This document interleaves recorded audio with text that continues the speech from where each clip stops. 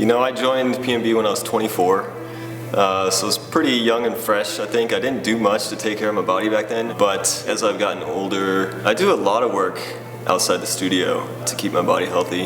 Anything from, Pilates to yoga, gyrotonics. There's a lot that you have to do to make sure that you're ready to go every day. Yeah, so I was out for a pretty lengthy amount of time, about 8 months. I just couldn't actually stand up on my right leg. Around month 3, it was actually worse. So that was really scary when it didn't heal after 3 months. I started to wonder, if I would ever be healthy again. But luckily for us, we have Boyd Bender. Boyd's around every day. So I think without Boyd, I may not even have a career still. I started at P&B in 1987. I started out volunteering. I had a patient who was a dancer, and she insisted I see what goes on backstage. And for the next 8 years volunteered, and it wasn't until the mid-90s or so that I talked with Francia and developed a contract to provide physical therapy services here at P&B.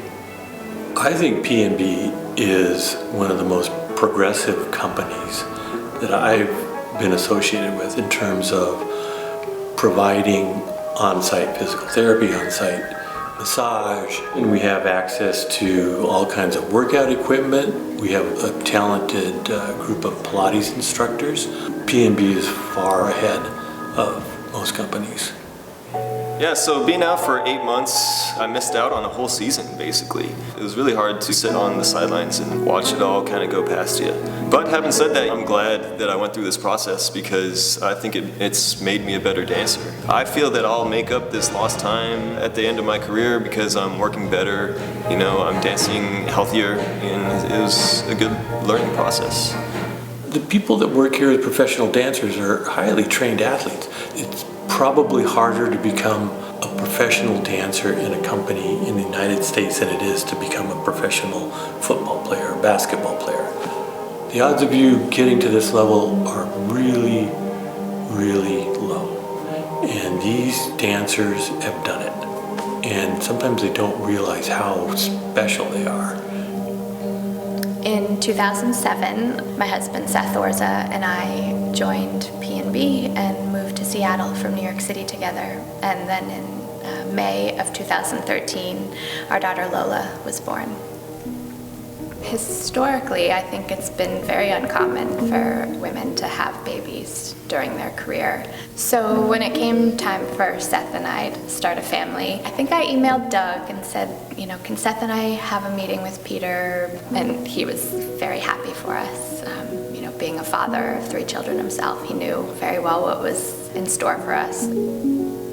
After I had Lola, for me, I really leaned on other mothers. For some reason, it was very comforting to me to hear how hard it was and that everybody's exhausted and not everything comes easily or naturally. I was emailing the head of the marketing department about breast milk storage guidelines. I was taking Lola into the costume department for my costume fittings. So really, I kind of felt there's been support throughout the P&B organization, supporting my life as a whole, not just that I'm, Sarah Orza, the dancer at P&B, but that, I'm a human being here.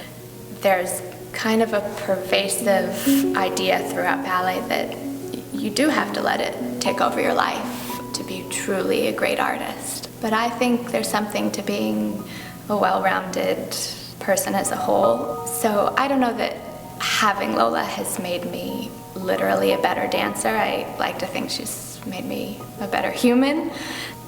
Thanks to the support that P&B receives, people like me are able to have fulfilling careers while also living an even bigger dream of having a family. How'd you let it get?